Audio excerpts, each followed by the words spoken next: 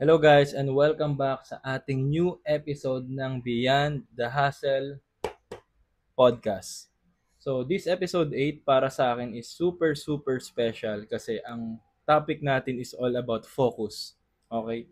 Very widely discussed sa TikTok. Madaming nagpi-PM sa akin, madaming mga mindset coaches at saka books about sa focus. And I think isa to sa pinaka importanteng ngayon tool, skill at saka element para mas maging solid ka sa personal development mo. And to tell you guys, isa to sa ngayon, parang bagay na maraming tao ang nahihirapan.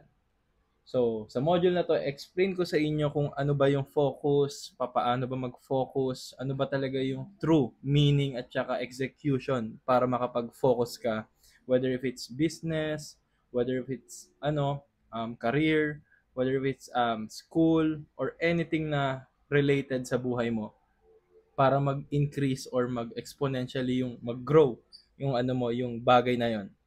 Now, before we move forward dito sa ating new topic, pag-usapan muna natin yung mga last topic natin, which is yung belief at saka yung habits.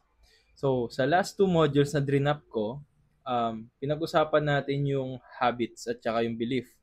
At clear ko sa inyo at dinefine ko sa inyo na ang paniniwala ng tao is basically can make or break you. Kasi sa totoo lang, isa to sa bagay na kailangan, like ito yung pinaka-umpisa mo na kailangan na maging aware. Kailangan mo ma-gets kung ano ba yung mga paniniwala mo, ano ba yung mga bagay na bad belief at ano ba yung mga good belief. Sinabi ko din naman doon na yung upbringing natin, isa siya sa nag-shape ng ating paniniwala. And maniwala ka sa hindi, kung ano yung paniniwala natin will definitely define our reality. So, sinabi ko doon, parang example sa atin sa Pilipinas, since mahirap kumita ng pera, mahirap tayo, galing ka sa hirap, so yung mga paniniwala mo or upbringing mo is mga paniniwala na mahirap, kaya hirap ka, makaalis sa hirap. So, yun yung mga bagay na in-explain natin sa last episode about sa belief. Now, sa last episode naman, sa episode 7, ang pinag-usapan naman natin is all about habits. Now, in-explain ko doon na yung habits is just basically you are you. Like yung mga day-to-day ginagawa mo, like yung programming mo as a person, yun yung habits mo. And the more na aware ka sa habits mo is the more mo siya makokontrol at the more mo makokontrol yung behavior.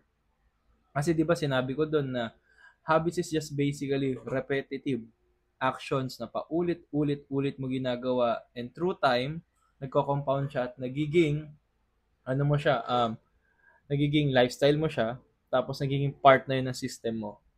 Now tinuro ko din doon sa sa module na yun yung mga negative habits at saka positive habits. So negative feedback loop, positive feedback loop, paano mo ba gagamitin ng tama yun.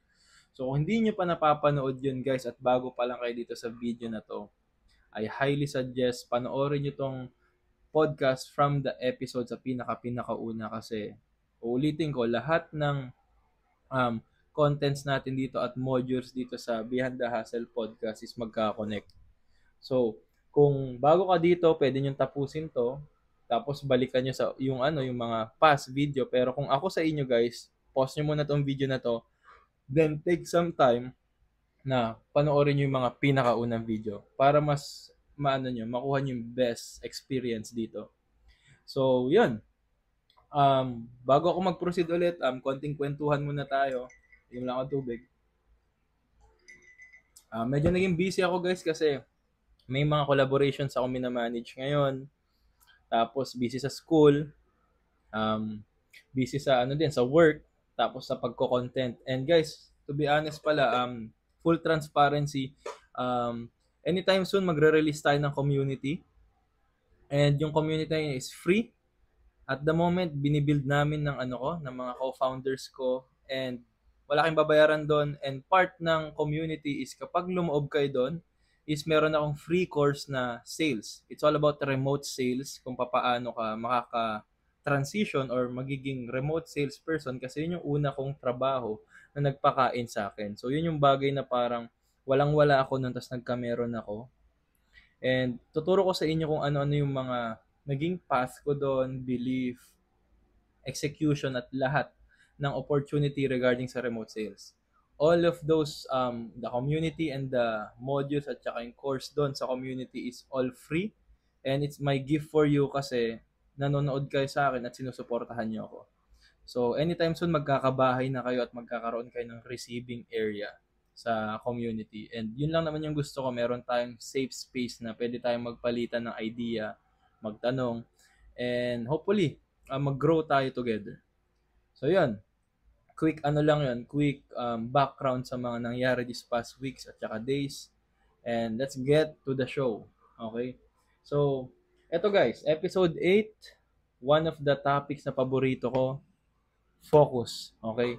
Maraming tao ang nagkukwento, nagsasabi sa iyo na mag-focus ka nga sa buhay mo, mag-focus ka sa ganito, mag-focus ka sa ganyan. And never tinuro sa atin yung focus. So yun yung irony ng focus kasi, 'di ba? Meron akong content sa TikTok na sinabi ko. Lagi na lang sinasabi ng magulang natin, teacher natin, at kung ano-anong mga tao na mag-aral ka na mabuti, 'di ba? Pero hindi naman nila tinuturo at dinedefine kung paano ba talaga mag-aral na mabuti. So, yung ganong topic is the same sa focus. Kasi maraming tao nagsasabi na mag-focus ka. Tapos pag tinanong mo sila, okay, so paano ako magfo-focus? Basta, mag-focus ka, tutukan mo yan. Ano, okay? Para saan? At bakit ko kailangan tutukan? Paano ko masasabi nagfo-focus ako? So, nagigets niyo yung ano ko, yung parang series of question. Nung nag-start ako sa buhay nun, lagi ko naririnig yung salitang focus, pero hindi ko talaga ma-define kung ano ba talaga yung focus at bakit ba ito importante. And to be honest guys, all throughout sa life ko, the more that I learn and I execute at saka master yung word na focus, the more na nagmumultiply yung output ko sa buhay. And explain ko sa inyo guys kung paano ba ma-achieve, paano ma-maintain ang laser focus. Explain ko dito is very dalawang ano lang, subtopics at topics lang yung ipag-uusapan natin. I-explain ko at babasagin ko yung paniniwala nyo na the only way to achieve laser focus is by doing less. Subtopics natin, explain ko yan, why less is more, why focus is a multiplier, focus is energy, focus is flow, and focus is basically your attention. Explain ko yan. Next naman, i-explain ko sa inyo yung isa sa paniniwala ko na part of me na nagme-make sa akin as a person. And ito yung essentialism. Okay, na-discuss ko to sa TikTok and maraming taong nagtatanong kung ano ba yung essentialism.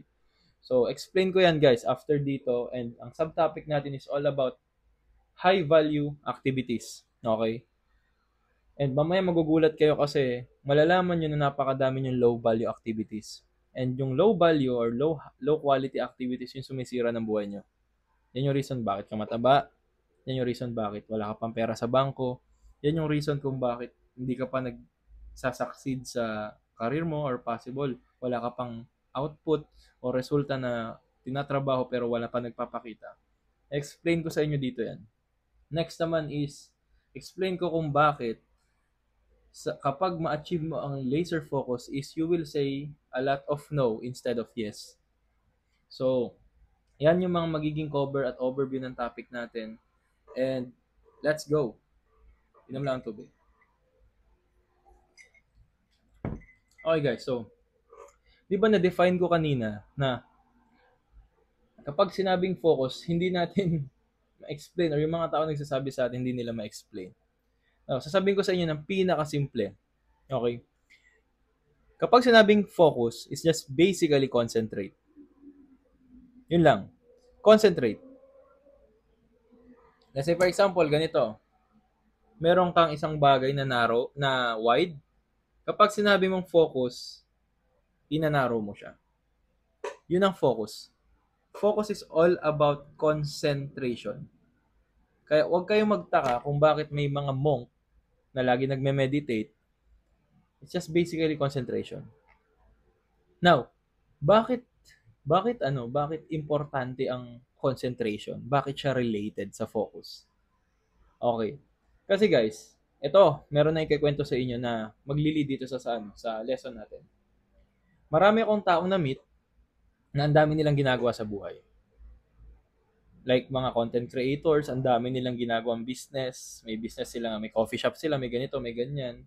Meron ako din ng mga tao na na-meet na sa school, nag-aaral, nagwo-work, nag-part ng organization, may circle of friends, nag-gym, at kung ano-ano pang bagay. And ako din guys, ganun ako dati. Ang dami kong ginagawa sa buhay ko, ang dami kong kaibigan, ang dami kong ganap. Sobrang dami. Kasi ang paniniwala ko dati nun, na kapag marami kang ginagawa, meaning marami kang output. Ulitin ko, kapag marami kang ginagawa, ang paniniwala ko dati, marami akong output. Yun yung belief ko dati. So, more output equals more things equals more output. Yun ang paniniwala ko dati. Pero, habang tumatagal, nare-realize ko na wala naman talaga malaking incremental change. And when I say incremental change, wala naman talagang resultang malaki sa lahat ng ginagawa kong madami. So, habang tumatagal, napapaisip ako that time kasi sabi ko, bakit ganun? Ang dami kong ginagawa, pero wala namang improvement. So, parang yung nangyari nun, kunwari, yung isa na sa na-experience ko, nagtatrabaho ako nun, marami akong ginagawa nun. Pero bakit hindi ko ramdam yung pasok ng income sa akin that time? Parang may mali. Ang dami kong ginagawa nun, pero yung kinikita ko that time, ang baba. So, napaisip ako that time nung nagre-reflect ako. Sabi ko sa sarili ko, may mali ako eh. Feel ko may mali ako, pero hindi ko pa ma-determine. And nung nabasa ko or nag-research ako about mindsetting at tas nalaman ko yung word na focus, dun ako nagulat kasi I'm doing things the wrong way. Okay. Doon ko natutunan na in order for you to have more, you need to do less. Now, medyo contrary yan at contradictory kasi, paano yun, JC? Para meron ako ng mas madami, kailangan ko ng gumawa ng konti. 'Di ba? So, contradicting sa original belief ko na, ang alam ko dati, in order to have more, you need to do more. Pero guys, in reality sa life, hindi. In order for you to have more, you need to do less. And explain ko sa inyo kung bakit less is more when it comes sa focus. Okay? Try nyo isipin, guys. Kapag ang focus mo lang is mag-aral ng school, mag-aral sa school, wala nang iba, mag-aral, uwi, bahay. Yun lang, wala ka na ibang gagawin. Assuming na yung lahat ng oras mo i-dedicate mo lang sa pag-aaral, gagawa ka assignment, hindi ka mag-ML, wala kang ibang gagawing bagay. I know it sounds boring, pero gamitin natin siyang example.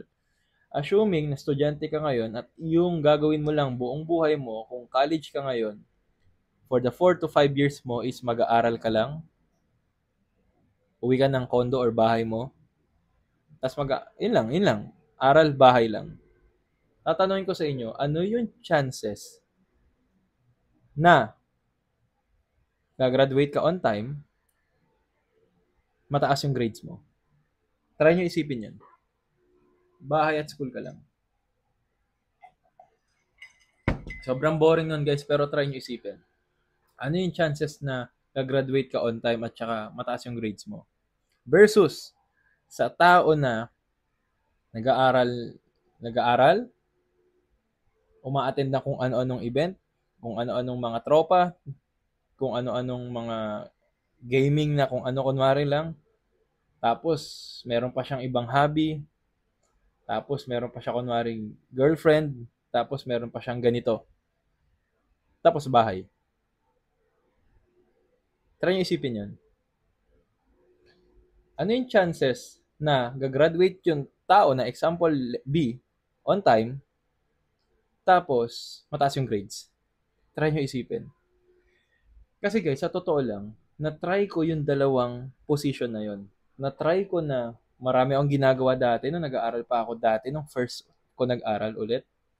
Kasi second time na ako nag-college ngayon. Nung first time ko nag-college, sumasayaw ako, ma-perform, nagbi-business kuno-kuno ako dati, nag-aaral ako, tapos part ako ng isang organization nun.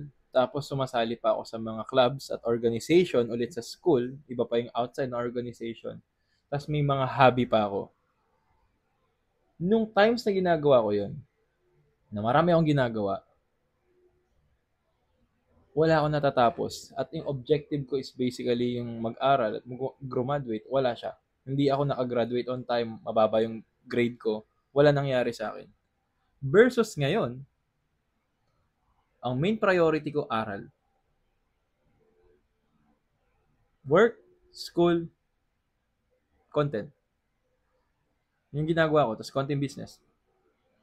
Yun lang. Dati, ang dami. Like 10 or minsan more than 10 yung ginagawa ko every day. Now, nung nag-reflect ako ngayon, na-realize ko na mas dumami yung output ko sa buhay nung konti na lang ginagawa ko. And to be honest guys, yung current situation ko ngayon, sobrang dami ko pang ginagawa. Alam niyo guys, pagka-graduate ko ng college ngayon, or I mean next year, ang gusto ko na lang gawin isang bagay. Ito lang. Okay, mag-focus ako sa entrepreneurial side ko. Dadating sa point na hindi na ako mag-work. Like 9 to 5, ikakat ko na yun at lahat ng bagay ko ifo-focus ko doon. Now, marami magtatanong, JC, paano yan? So, kung yun ang gagawin mo, hindi parang ang boring. Paano yun? That's the point, guys. Kasi, sa lahat ng na-experience ko at naobserbahan ko, may mga tao, okay, isa pang example, si Michael Jordan. Si Michael Jordan versus, yung ibang player niya that time. Si Michael Jordan, guys, maniniwala ba kayo, nung nagbabasketball siya nun, isa lang ginagawa niya sa buhay niya, nagbabasketball. Kahit dumating sa point na sumikat na siya, hindi siya gumagawa ng ibang bagay. Basketball lang. Training, training, training, training. Every day, consistent. Training, training. May mga kasabayan siya nung sumisikat na sila sa Bulls that time. Yung mga iba niyang ka-teammate, nagpa-party, brand deals, at kung ano-ano pa. Si Michael Jordan, nag-ano lang. Kahit offeran siya ng brand deals that time, wala siyang pake. Gusto niya lang mag-train. Wala siyang ibang ginawa kundi nag-training lang sa basketball. And tignan nyo ngayon guys, sa lahat ng mga kasabayan niya, sino may pinakamalaking resulta at impact sa basketball world? Si Michael Jordan. Bakit? Kasi nalaman niya yung secret sauce, which is laser focus.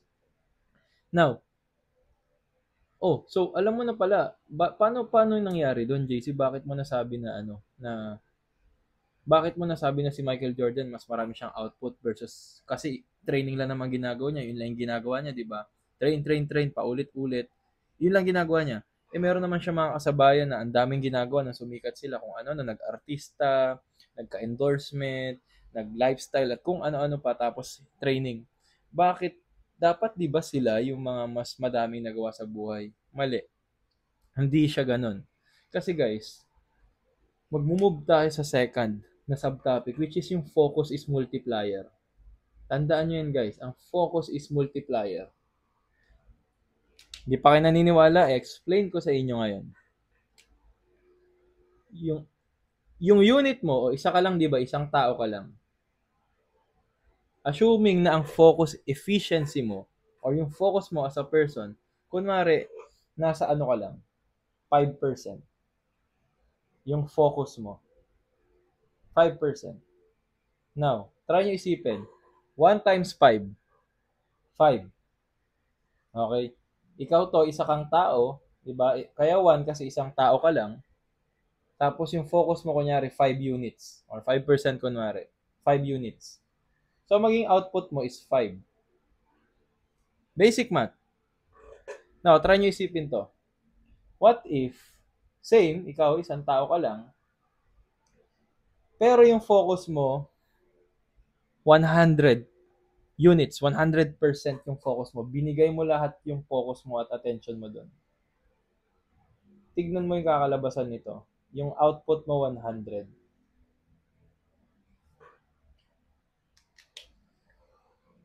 Focus is multiplier. Same, ikaw lang, pero sa unang example, 5% lang binigay mong focus. 5 lang yung output mo. Same na ikaw tao, this time, binigay mo yung 100% ng focus at concentration mo sa isang bagay, yung output mo 100. Nakita nyo yung diferensya? 5 at saka 100, ganun kalaki. That's 20 times ng efficiency at output just by adjusting your focus. Ganyan siya ka-importante.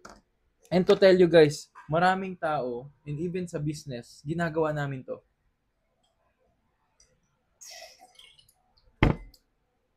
Bakit di ka makaipon? Baka kasi 5% lang ng focus mo yung binibigay mo sa focus sa ipon. Kaya wala kang maipon. Ba't may mga tao na di hamak na mas malaki yung kinikita mo, pero 100% lang focus niya is nasa pag-iipon. Pero bakit siya na mas maliit income niya, mas malaki yung naiipon niya sa'yo? Focus.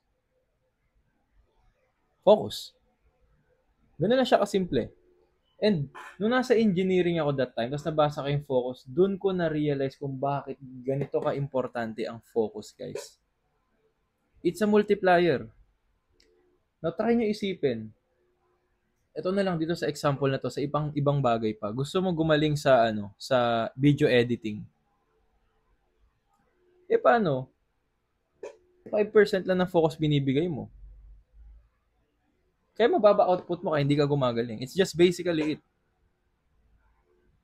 Now, ang tatanong, paano naging 5%? Paano naging 100% yan? Simple lang. Simple lang, guys. Itong 5% na to, sinasabi ko, baka kasi may ginagawa kang 20 na iba't ibang bagay sa everyday. Ang goal mo is gumaling ka na video editor. Kunwari, busy ka mag-basketball, mag-training sa basketball.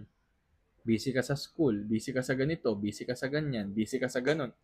Ang dami mong ginagawa. Yung lahat ng ginagawa mo, i-divide mo lang naman sa 100 eh. Assume may ginagawa kang 20 na bagay every day. Divide mo lang siya sa 5. Divide mo lang siya yung sa 100. Yung 100, divide mo lang sa 20 na bagay na ginagawa mo. Baka 5% lang yung focus mo dun. Versus, may mga tao na gusto nila talagang gumaling sa video editing. Kunwari, buong oras nila, everyday, nakafocus lang sa pag-aaral at pag-consume ng knowledge about video editing. No wonder, mas malaki output nila. Nakagandahan nito guys, kapag mataas output nyo, mas nagsisave kayo ng time.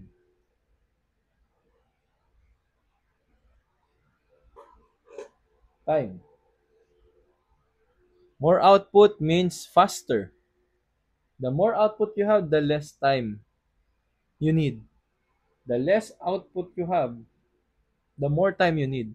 Isa sa pinakamalaking asset natin guys, oras. Ngayon gets nyo kung bakit maraming tao nagsasayang ng oras. Kasi hindi nila alam yung salitang focus. Now, may mga tao na hindi pa nagkakagets nitong simple math. So, i-breakdown ko sa inyo na mas simple. Papasimplihin ko sa inyo tong math na to.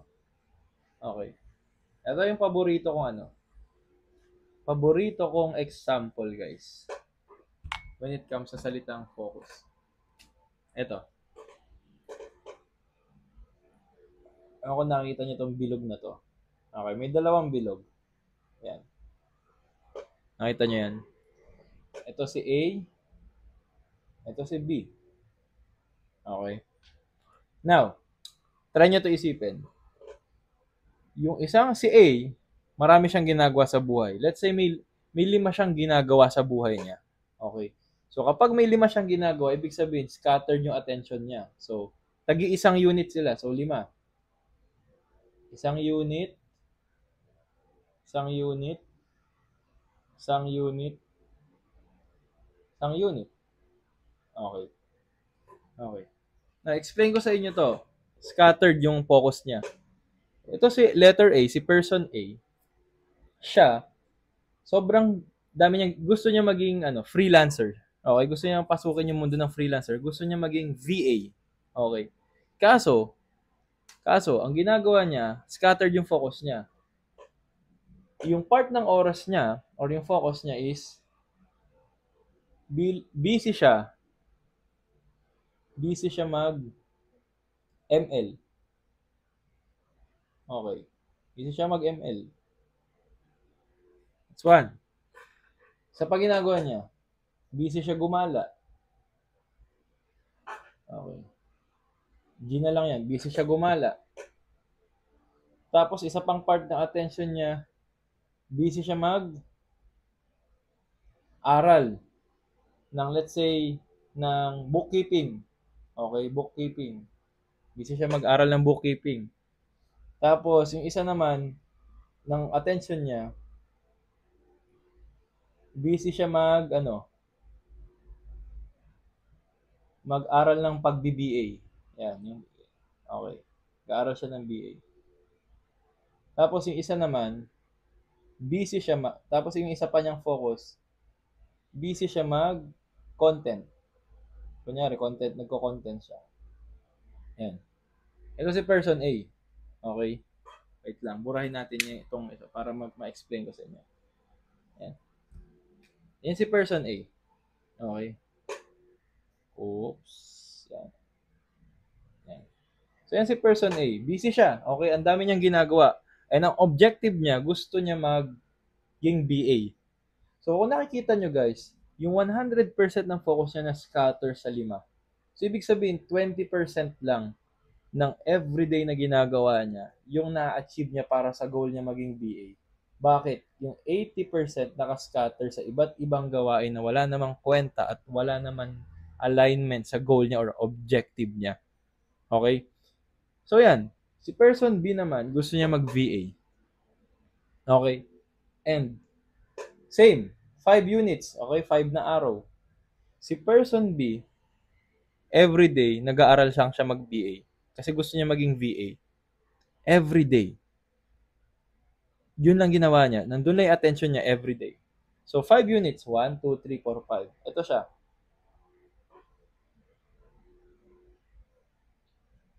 1, 2, 3, 4, 5.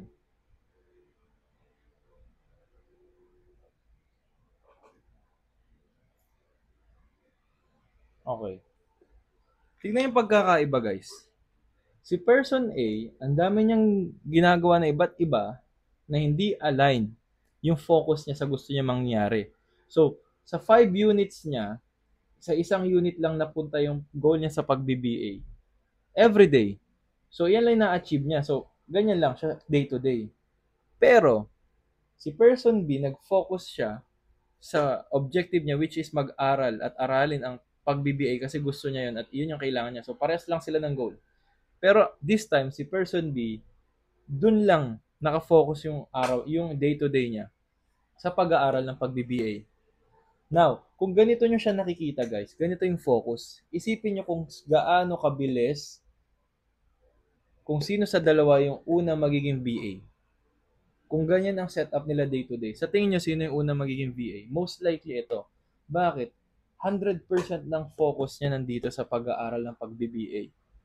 And kapag sinabi ko kanina na yung focus, nagsisave siya ng time, yes, kasi malay mo ito in 1 week, maaral niya na lahat yung pag-BBA. Ito, baka mag-take pa siya ng 1 month or 2 months para makonsume niya knowledge sa pag-BBA.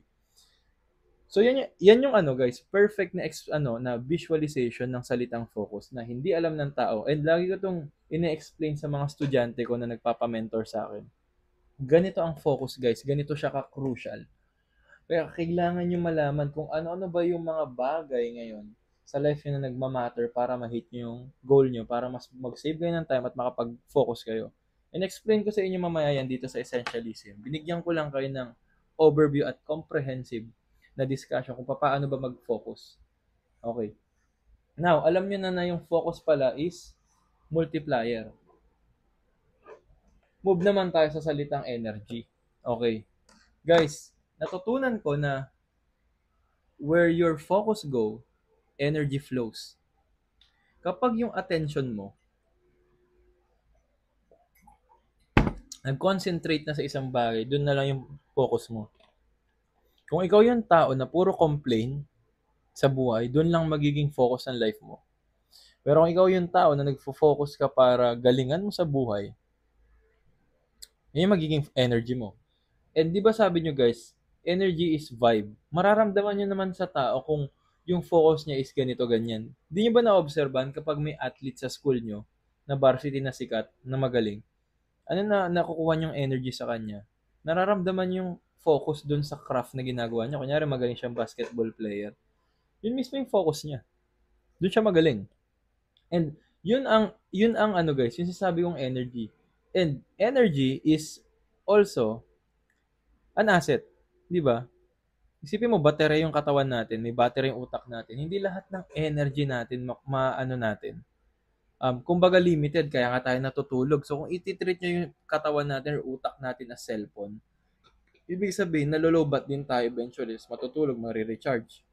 Na kung isipin niyo kanina yung kay person A at kay person B, most likely si person A, malolobat siya at the end of the day, pero yung efficiency niya at saka yung natapos niya is 20% lang compare sa ginawa ni person B. Kasi si person B, doon lang nag-revolve yung energy niya sa focus na yun. Yun yung reason guys kung bakit kailangan nyo malaman yung concept ng energy sa focus. So ngayon alam nyo na less is more, alam nyo na yung focus pala is multiplier, alam nyo na yung energy na kapag limited lang na resource ang energy meron sa atin, dapat mapunta natin ng tama sa mga bagay-bagay. Doon na yung sasabi kong flow guys. 'Di ba? Kung saan ka naka-focus, nandun yung flow ng energy mo. And kailangan nyo malaman yung focus nyo kung saan. And explain ko mamaya dito yan sa essentialism para malaman yung actionable step. Okay. And sinabi ko din kanina na yung attention nyo is basically your focus. Now, papalalimin ko to guys, yung tipong mas magi-stick sa utak nyo. Isa sa pinaka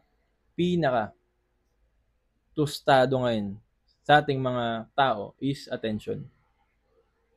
Ang liit na attention span ng tao. Hindi alam ng tao, attention, doon na nagbe-breed yan yung comprehension at saka mga ibang bagay. Kapag fried or tostado yung attention mo, wala kang magagawa. And ang nakakatawa guys, nire-reason out ng mga tao to kasi may ADHD ako. No. May focus problem ka.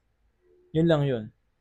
Kapag paiba-iba ginagawa mo everyday, palipat-lipat ka na opportunity, paiba-iba yung gusto mo, hindi mo alam gusto mo yung, or hindi mo, wala kang natatapos, wala kang ADHD. Excuse mo lang yun. Meron kang focus problem. Bakit? Yung attention mo paiba-iba eh. Seryoso. And babalik lang din tayo kanina sa sinabi ko guys, na yung example ko si A at B. Kung yung attention mo paiba-iba, walang mangyayari. Isa pa paborito kong example dito guys, ganito. Ganito nyo i-treat yung attention. Kapag yung utak kasi natin guys, ang totoo, hindi ako naniniwala sa multitasking kasi hindi siya totoo. At some point, yung multitasking magsisend ng signal sa utak natin na lipat yung focus dito. So, kunwari, ito, nagsusulat ako. Ito yung focus ko. Okay? Yan yung nagsasend ng brain waves o yung parang yung signal sa utak natin. Ito yung ginagawa ko. Kapag biglang kinamot ko yung ulo ko ngayon, anong nangyayari guys?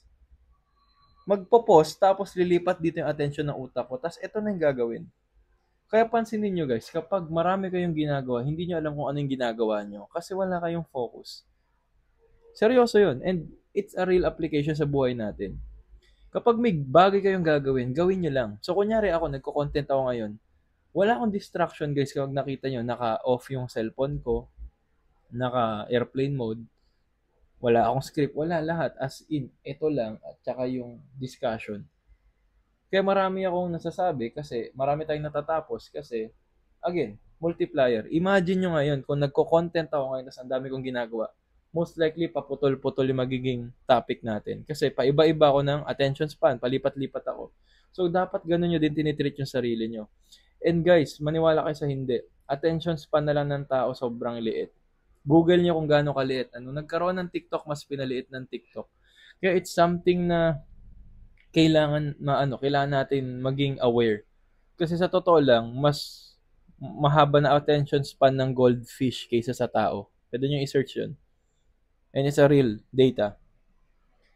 Now, isa pa na paboritong example sa attention or na related sa focus. Ganito lang yan kasimple. Isipin nyo, okay, may iba-ibang may niluluto ka, 'di ba? Nag assuming okay, ito yung pinaka setup. Nagluluto ka ng yung isa mong setup, meron kang parang kalan, okay, kalan or stove na may tatlong putahe. Okay, tatlong putahe. Isang stove 'yun, tatlong putahe tapos tatlong ganun, tatlong labasan ng apoy. Now, ang setup doon sa tatlo na 'yon, na tatlong putahe, tatlong hindi mo, ang goal doon is kailangan mo maluto ng mabilis yung yung mga putahe. Kailangan mo siya maluto na mabilis. Kaso ang catch doon, hindi pwede sabay-sabay yung apoy. Dapat isa-isa lang. Now, try nyo isipin yun. Kunyari, nagluluto ka ng isang putahe na una. Nagluto ka, tapos ang mangyari, papatayin nyo yun, tapos lilipat nyo yun, yung nasa gitna, tapos panibagong putahe, lulutuin yun, tapos yung pangatlo. So, ganun yung guys, ganun yung exact explanation ng focus pag sa utak natin. Now, kung palipat-lipat ka ng apoy, wala kang putahe maluluto, and most likely hindi masarap yung putahe, and most likely matagal yung kakalabasan. So, ganun din nag-work yung utak natin, guys. Napiprito yung attention natin. Sobrang fried ng utak natin. Kaya maraming tao ngayon hindi nila alam ginagawa nila, tsaka hindi nila natatapos yung ginagawa nila. Bakit? Hindi nila kasi alam yung salitang focus. So, isipin nyo maigi yun, guys. Palipat-lipat. And the only way is mag-stick ka sa isa, mag-focus ka, tapusin mo para maka-move forward ka sa isa. Ganun lang kasimple yun. And it's a basic concept na hindi na magets ng tao ngayon kasi sobrang fried na ng utak natin. Kung ano-ano yung mga ginagawa natin kasi sobrang daming distraction.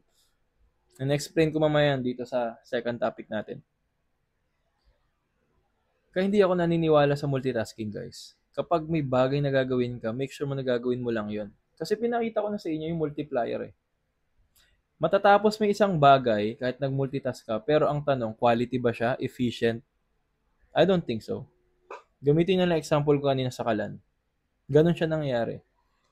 Versus, kahit isang putahe lang yan, kahit mahina lang yung apoy, pero nag-focus ka doon, imposibleng hindi kukulo yung tubig agad doon sa niluluto mo. Maluluto at maluluto yun regardless kasi mag-aano siya no through time.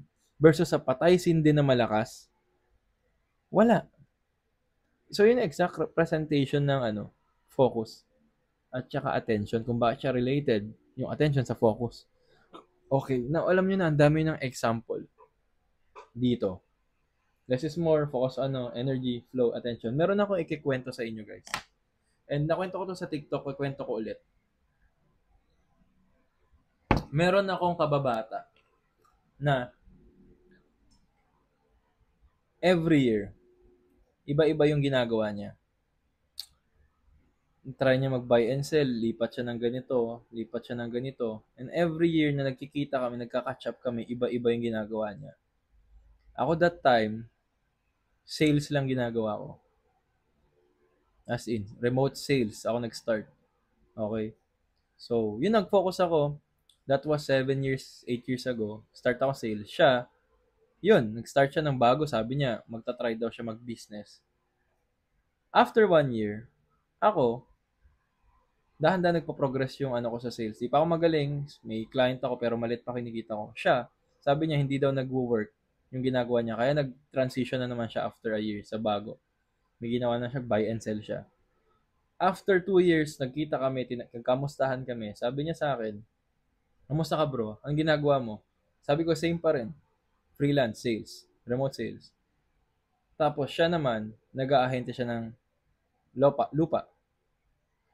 After 2 years, nagkita na naman kami. Iba na naman ginagawa niya. Tapos tinanong niya ako, bro, ano ginagawa mo? Sabi ko, remote sales, sales pa rin, freelance, online. Okay, sabi niya. Tapos siya, tinanong ko, ano ginagawa mo? Ganun na, sabi niya, ganun na naman. Nag-iba na naman siya. And ito nakakatawa guys, after another 2 years, nag-reconnect na naman kami. Ako, I'm doing good. Well off na ako sa karir ko. Isa lang ginagawa ko, which is remote sales. Siya, nag-iba na naman. Okay, ngayon, ang alam ko, nagbebenta na siya ng condo. Ewan ko kung yun, pero yung last na conversation namin. Bibuild daw siya ng team ganito. Doon ko na-realize guys, na doon sa over 5 years na journey namin, siya si person A kanina. Ako si person B. Nag-focus lang ako sa sales.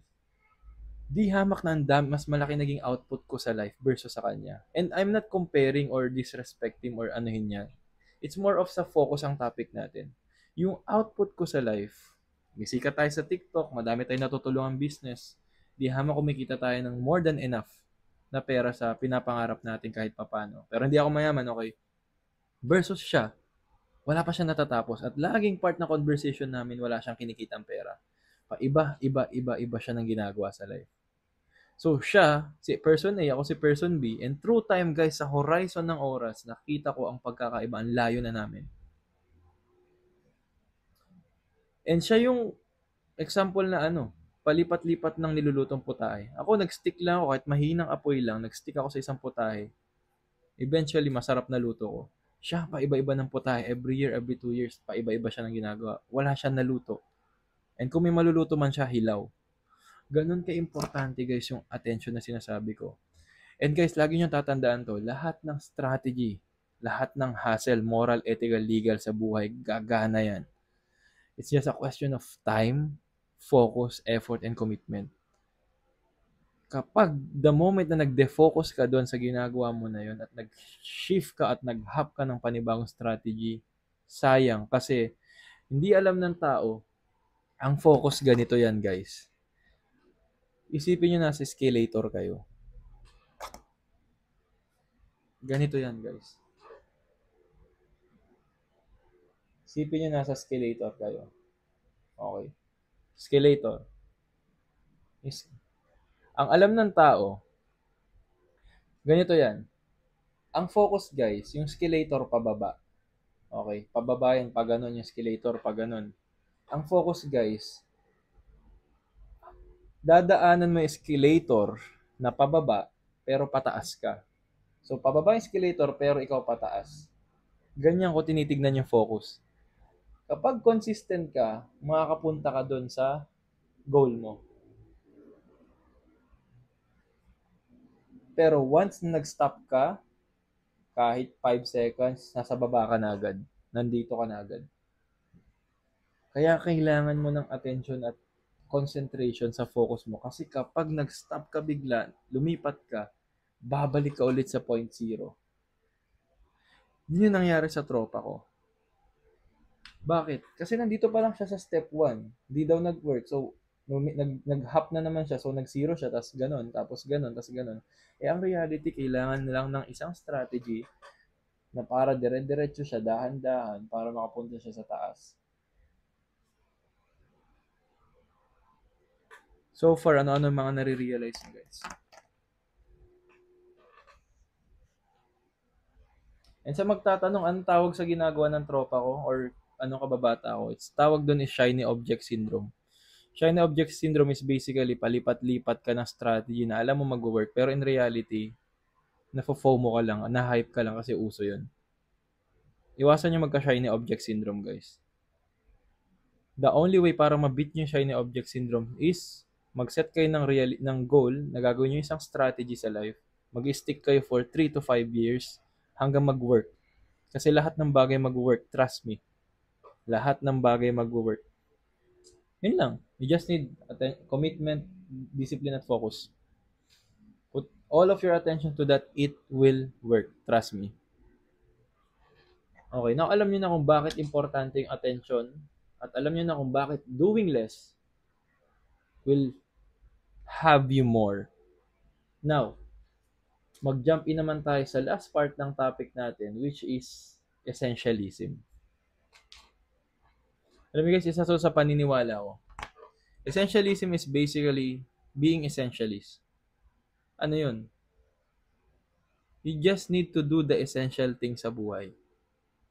Kumain ng healthy, mag-workout, magtrabaho. Essential. Lahat ng extra sa buhay, distraction yan. Tandaan nyo yan. Lahat ng extra sa buhay, distraction yan. Kung gusto nyo maging essentialist, ano ba yung mga bagay na kailangan nyo? Okay? Sa akin, sa isang part na ginagawa ko, Ba't ang bibili ng maraming damit? Eh kung ang purpose niya same lang, para takpan yung katawan natin. Ang nangyayari kasi guys, nagiging extra tayo. Fashion or what. Hindi ako against sa fashion na yan. Pero you don't need a lot of shit. To be honest.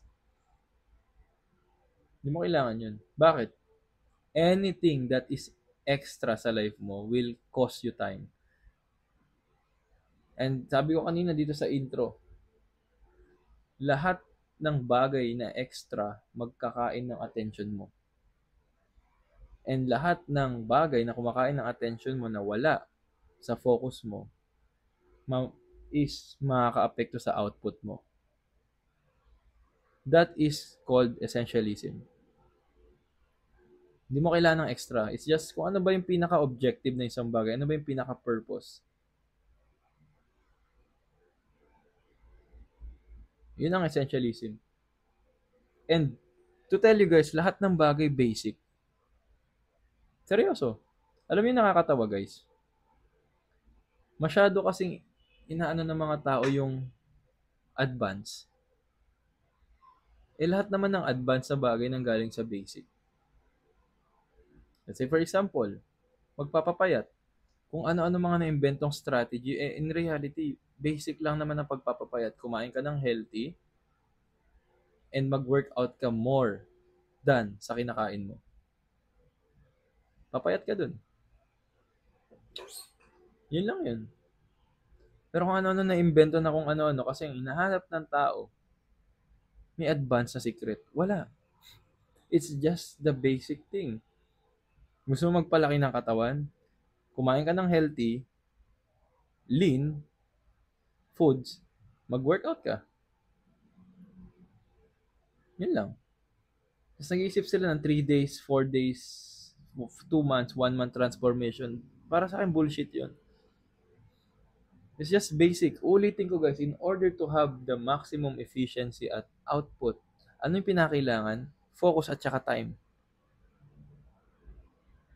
Bigyan ko isang example. Meron na akong fitness coach ngayon.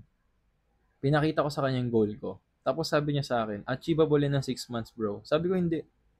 2 years natin gagawin to bro. Nagulat siya. Paano mo nasabi? Wala. Alam ko lang na this process will take 2 years. Even though, sabi mo, since expert ka, 6 months natin may hit. Pero mas naniniwala ko yung output na yun pag nag-focus ako doon, 2 years. Bakit? Realistic. Alam ko kasi na part ng magiging process ko, may mga times na madide-focus ako. So, realistic ako. Now, ito yung mahirap kasi sa focus, guys.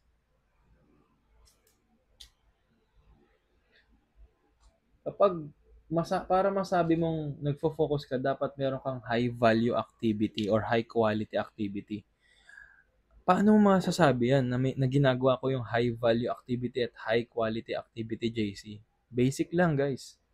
Para magawa nyo yan is first, magsiset muna kayo ng schedule.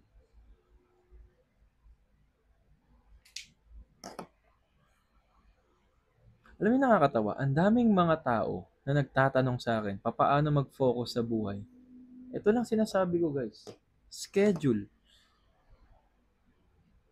Ilang beses ko sinasabi sa TikTok na may schedule ako. Kaya ko sabihin ngayon, schedule ko, 10 p.m. work. 10 p.m. to 6 a.m. work ako. 6 a.m. to 1 p.m. tulog ako. 1 p.m. to 9 p.m. nasa school ako. 9 p.m. to 10 p.m. pauwi ako galing school. 10 p.m. to 6 a.m. work ako. And the cycle goes on. Monday to Saturday, ganun ako. Sunday, extra work. Sunday ngayon, kukontent ako. Schedule. Now, ino-overcomplicate ng mga tao pero it will always fall down into one thing, schedule. Bakit? Kapag may schedule ka, meron kang focus. Now, ang tanong, paano ba gumawa ng schedule, JC? Basic lang. Lista mo lahat sa papel. Ano ba yung mga goals mo? Tapos, lista mo lahat ng mga ginagawa mo ngayon na hindi align sa goal mo. So, ipaprioritize mo. So, kunwari, estudyante ka. Okay, ang goal mo is graduate,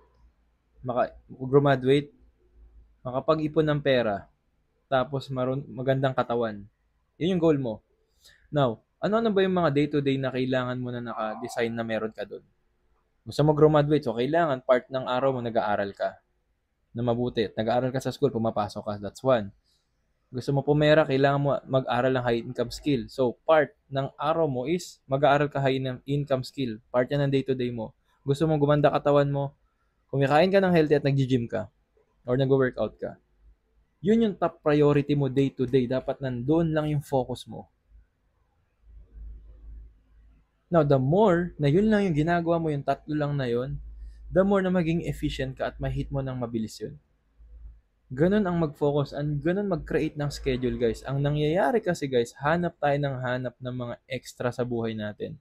And kakahanap natin ng extra, natatalo tayo. Bakit? You're doing more. Ang reality, you need to do less.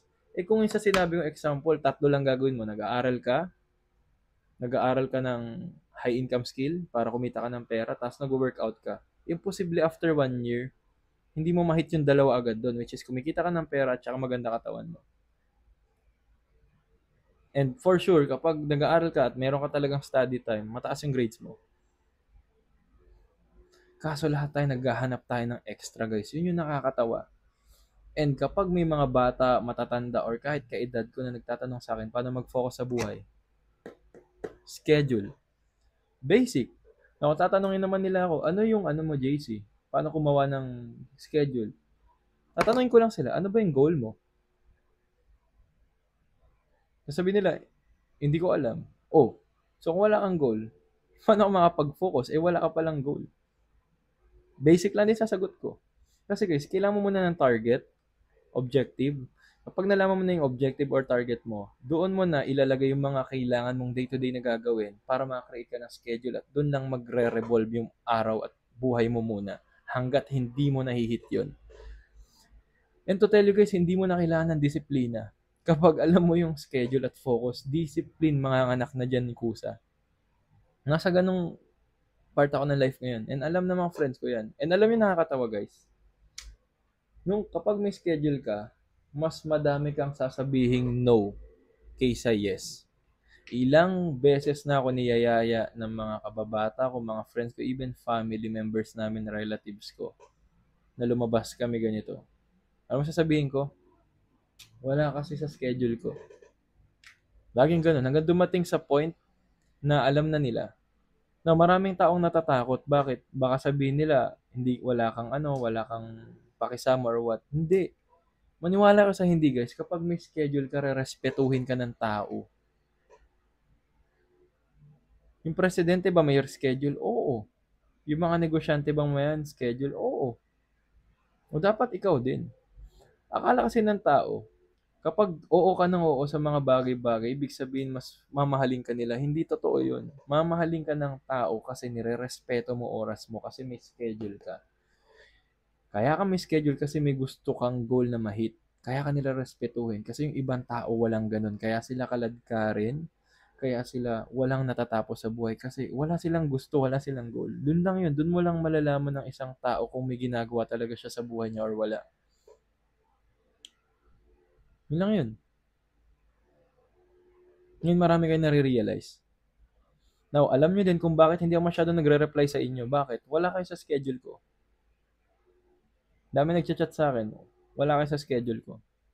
Pag may certain schedule ako na nagko-content ako, mag-chat ako. And kapag nalampasan ko na yun, hindi na ako magre-reply. Kahit sino ka pa, kahit artista ka pa. Kasi nire-respeto ko oras ko. So, yun. Now, the more you say no, the more you will have more. The more you say no, the more you will have more. Kasi you're doing less. Magugulat na lang kayo kapag naging sistema nyo na to, may schedule na kayo, may sistema na kayo. Mas magiging confident na kayo mag-say ng no sa kanila kasi busy ka, may ginagawa ka. Now, kung napanood nyo yung una, cognitive dissonance, sa una hindi nyo talaga magigets, okay? Magtataka ka, may mga taong against sa'yo, even sarili mo. Pero kapag ginawa mo to dahan-dahan, mabibuild yung bago mong pagkatao at identity.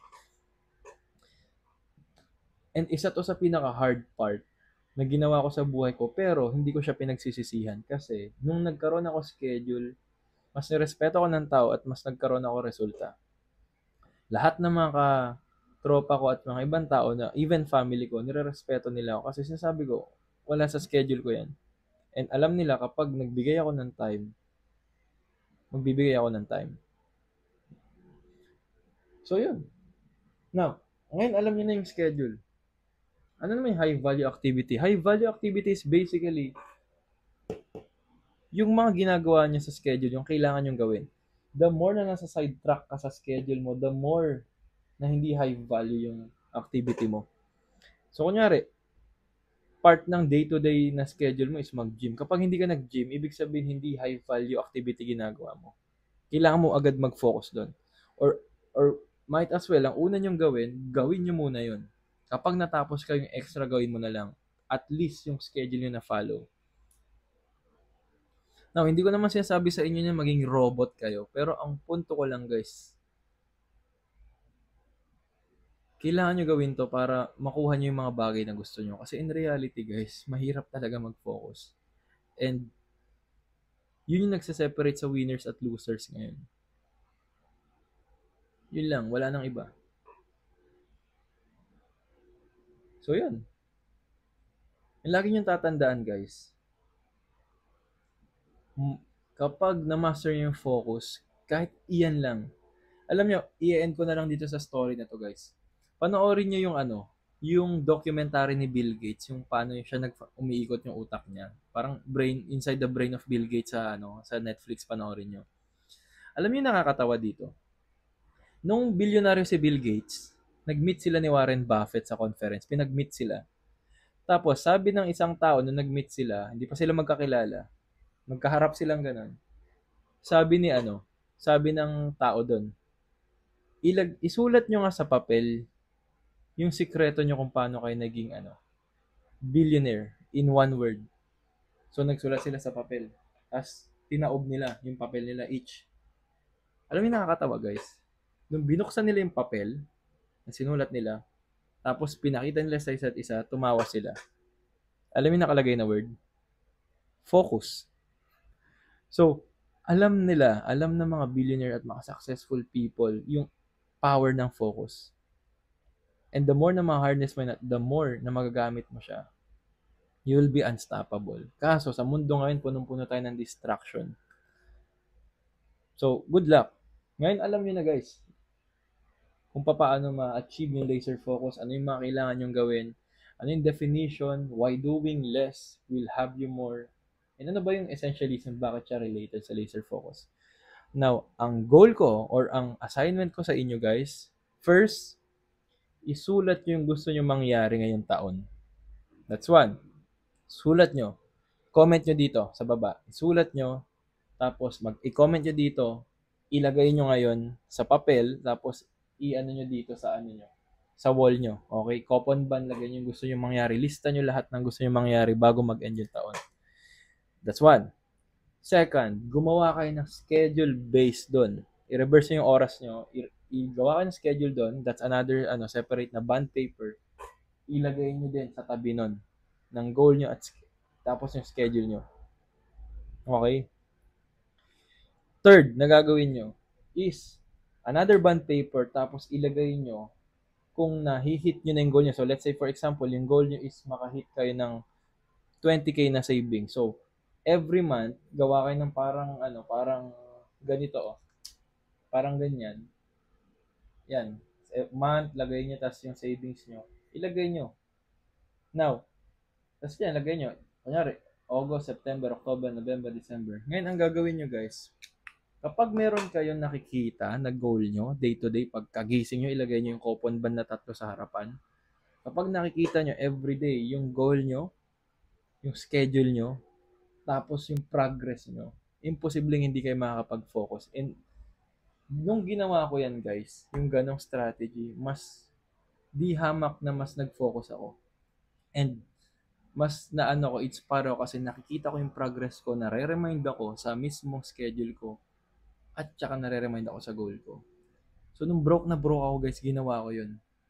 Nandun kasi sa ko sa parang maliit na box yung ko. Pero nakatabi pa rin yung mga yun guys, yung mga bond paper na yun. And to tell you na, meron din ako doon sa wall ko. Lagi ko pinapakita sa TikTok yun. So yun yung kailangan yung gawin guys, yun yung action items ko. And i-hit nyo yan yung goals na yan para makapag-focus kayo. So ulitin ko, comment nyo yung gusto nyo mangyari this year sa comment section, tapos ilagay nyo sa papel, sa first bond paper yon. Next, gawa kayo schedule nyo, gawa kayo ng progress. Okay, ilagay nyo sa harap ng ano nyo, ng pader pagkagising nyo para ma-remind kayo lagi, tapos i-update nyo once in a while. So yun guys. So sana marami kayong natutunan dito, maraming learnings, and comment nyo din guys kung ano yung mga natutunan nyo. Again, hindi ako magpo-promote ng kung ano dito guys. So ang wish ko lang is sana i-share nyo to, tapos subscribe and follow me for more. So lahat ng mga ginamit kong mga tools na to nasa baba ng description. Tapos ilagay ko na lang din siguro yung link ng book na Essentialism kung gusto nyo. Pero yun, sana marami kayong natutunan, sana marami kayong take away. See you sa next episode, kasi ang magiging topic natin next episode is papaano ma-master ang emotion mo. So yun. Okay, so thank you guys sa pagnood. Kapag na-overwhelm pa kayo sa information ngayon guys, pahinga kayo after itong video, tapos balikan nyo after a while ulit itong video. Okay? So yun lang. Maraming salamat and see you. Peace.